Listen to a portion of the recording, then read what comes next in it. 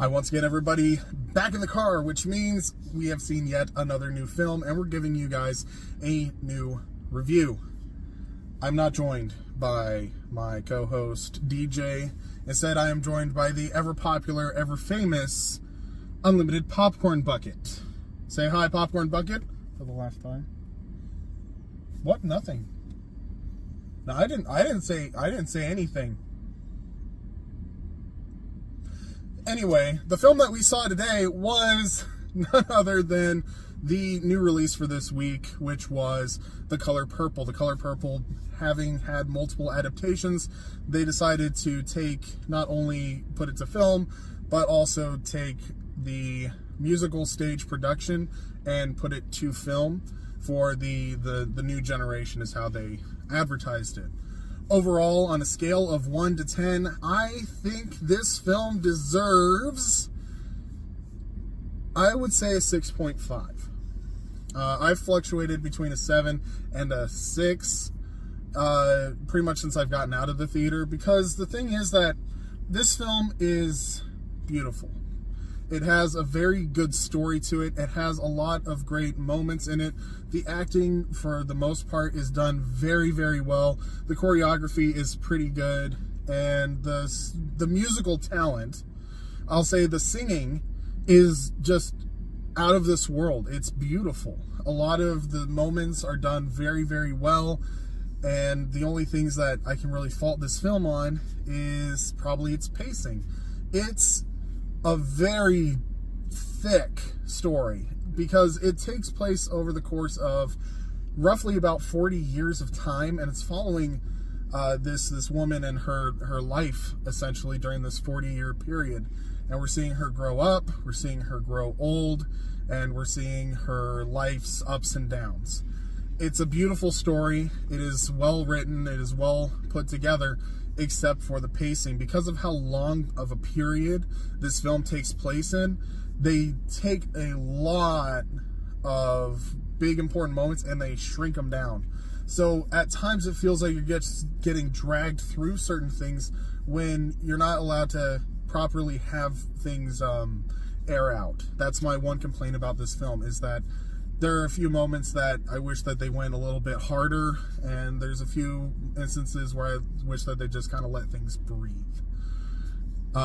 It's very, very, very quick, and not in like an action film pace. It's just like choppy, get us through to the next issue. So 6.5 out of 10. Do I recommend seeing it in the movie theaters?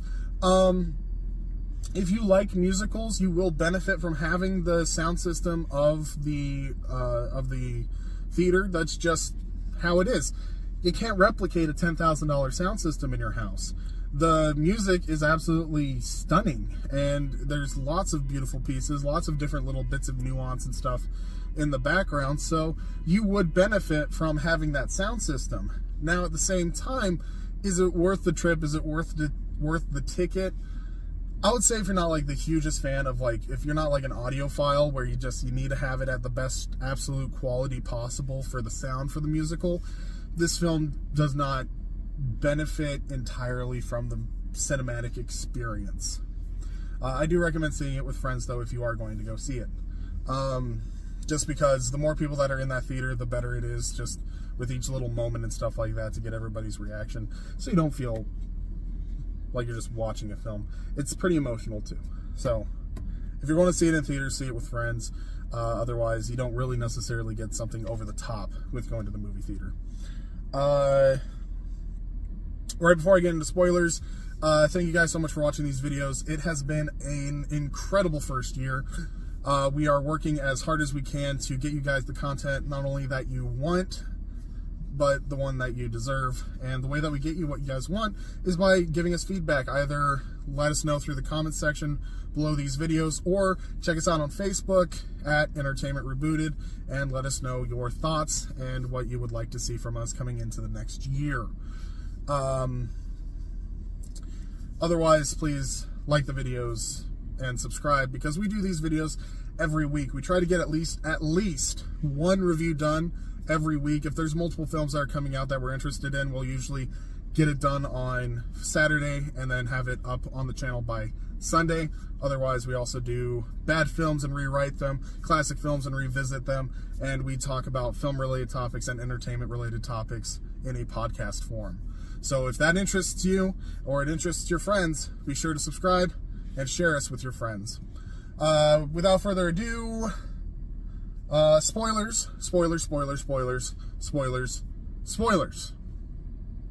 Yes, they have been warned. Thank you. Good popcorn bucket. I'm glad that you're finally coming into your own. Nothing.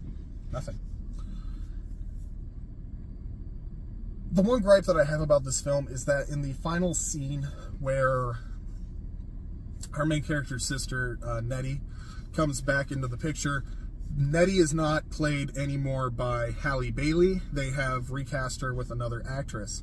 That actress is equally as talented when it comes to singing, and she does a very good job hitting the scenes and stuff home, but at the same time, it would have been nice to just see her the way that she was. Like, it would have been nice to see Halle Bailey show up at the end, just because all of the other characters have been the same throughout. They've done a little bit with the makeup, they've done a little bit with like the way that they have them act the characters out, so it wouldn't have been out of the question necessarily to have Halle Bailey. I want to say her name right, and I feel awful if I'm not.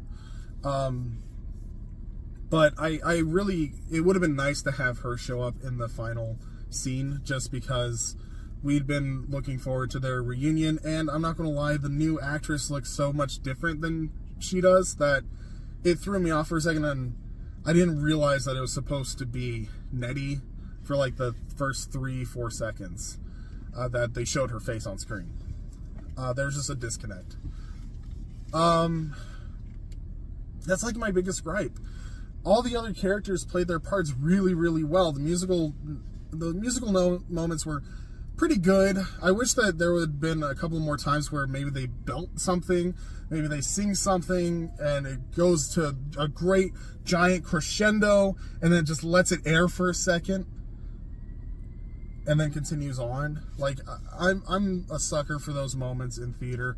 There's one song that gave me goosebumps. There's a couple of songs that, you know, you tear up a little bit just because you're following along and you're trying to get into the headspace of the character as they're going through these actions. But otherwise, the music score isn't necessarily the best. The musical performances, like the singing, is top-notch. All of them sing very, very well. It's just sometimes the songs are a little lackluster, in my opinion. The story is very, very powerful. There's not really a lot that I can say in regards to spoilers. It's a pretty well established franchise. Not franchise even, it's just the same story. The woman who played, I want to say Sophie or Sophia, was phenomenal. She played her part extremely well. Anytime that she was on screen was just great. Our main character, she played it very well. Celia played it very, very well. It was all just very well done. It's clear that everybody was pretty passionate about the project when they went into it. Sometimes it gets a little claustrophobic feeling, and sometimes the camera doesn't necessarily follow exactly where you would want to be.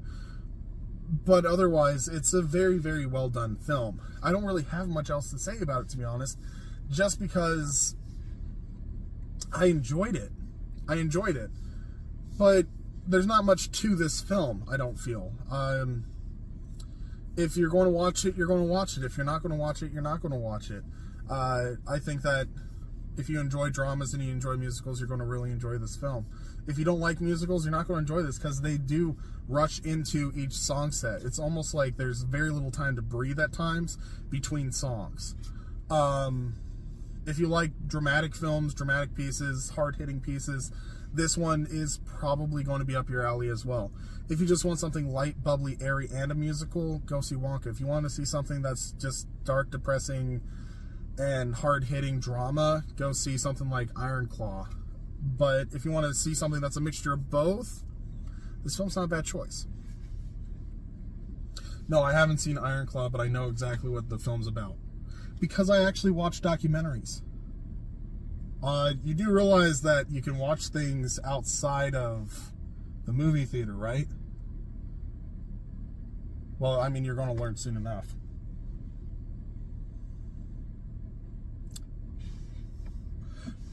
Okay.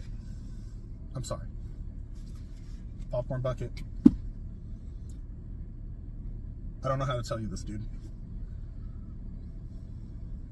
But you're the 2023 unlimited popcorn bucket. It says right here, 2023.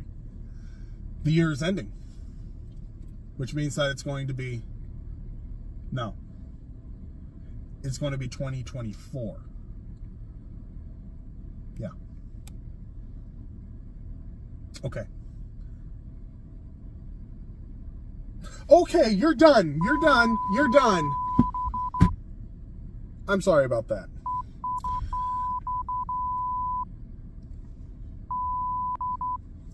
See you guys in the next video.